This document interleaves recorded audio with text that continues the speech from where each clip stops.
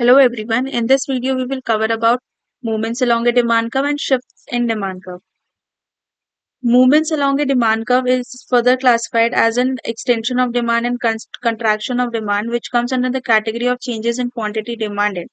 Extension of demand says that it is caused by a decrease in own price of the commodity, and contraction is caused by increase in own price of the commodity. Shifts in demand curve.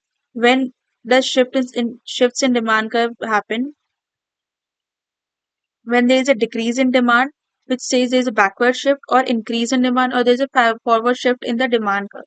This is caused by change in the factors and other than own price of the commodity, which remain constant. Change in quantity demanded को ये quantity में change कब आता है? जब extension of contraction of demand होती है और उनका प्राइस इंक्रीज और डिक्रीज होता है. शिफ्ट इन डिमांड कर्व में क्या होता है? प्राइस हमारा कांस्टेंट रहेगा, जो हमारे अदर डिटर्मिनेंट से उनका इम्पैक्ट पड़ता है और उससे हमारे फॉरवर्ड और बैकवर्ड शिफ्ट होती है, कॉन्ट्रैक्शन और एक्सटेंशन नहीं होता, जो कि और ये सिर्फ हमारी जो डाउनवर्ड स्लोप होता है उसी पे ही इसका डायग्राम रिप्रेजेंट होता है, वेयर एज इसका हमारा फॉरवर्ड और बैकवर्ड शिफ्ट से होता है, जो कि हम आगे स्टडी करेंगे.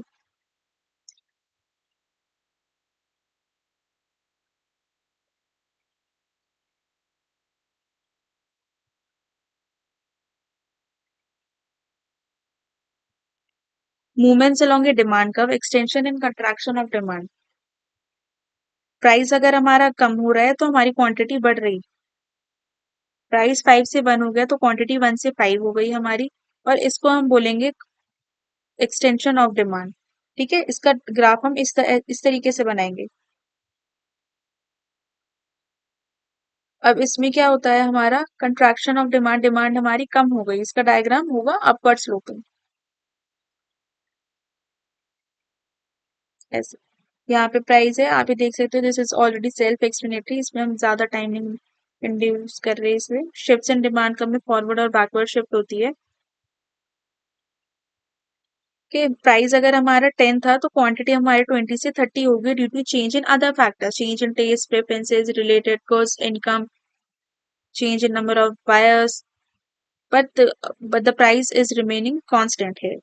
तो अगर मैं प्राइस मेरा सेम ही था, प्राइस तो कांस्टेंट ही रहेगा, डिमांड मेरी इंक्रीज होगी, 20 से 30 होगी. पहले मैंने अपना डिमांड कब यहाँ पे बनाया था, अब मैं डिमांड कब अपना यहाँ बनाने होगी 30 पॉइंट, तो मेरा मीटिंग पॉइंट यहाँ पे है, तो there is a forward shift. अब अगर मैं बोलूँ यहाँ पे हम मेरे डिक्रीज इन डिमांड हुआ है, पहले मैं एट 10 प्राइस पहले मैं 30 बाय कर रही थी क्वांटिटी, अब मैं 20 करूंगी, तो there is a decrease in demand क्योंकि हमारा बैकवर्ड शिफ्ट हुआ है.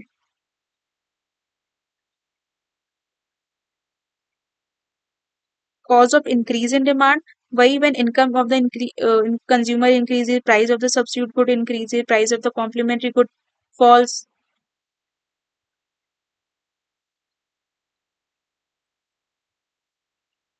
Taste and preference of the consumer shift in favor of the commodity, and availability of the commodity is expected to reduce in the near future. और इसी का हमारा contradictory हो जाएगा, रिवर्स हो जाएगा तरीके से, before the decrease in demand, when the income falls, when the price of good decreases, price of complement good increases, taste and preferences is against the commodity, and availability is expected to rise in the future. Okay, ये एक difference है हमारा जो कि आप study कर सकते हो. Movement along the demand curve, shift in demand curve, extension of demand and increase in demand. Movement along the demand curve होता है फिर हमारा प्राइस जहाँ पे कांस्टेंट होता है, other determinants of demand play a crucial role here. They changes which results,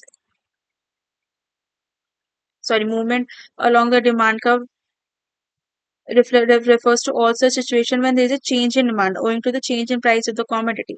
Here, other determinants of demand remain constant, and the diagrammatically we represent as a downward or upward movement along the demand curve itself.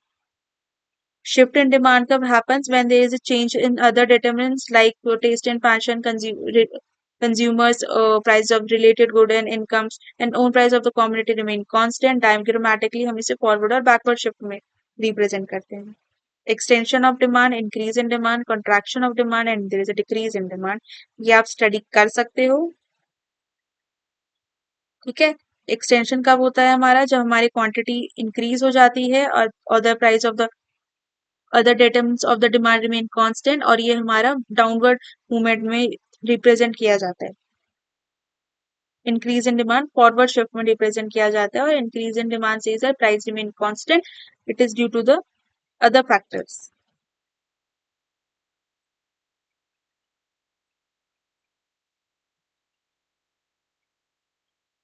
जिसमें उसका differs हो गया।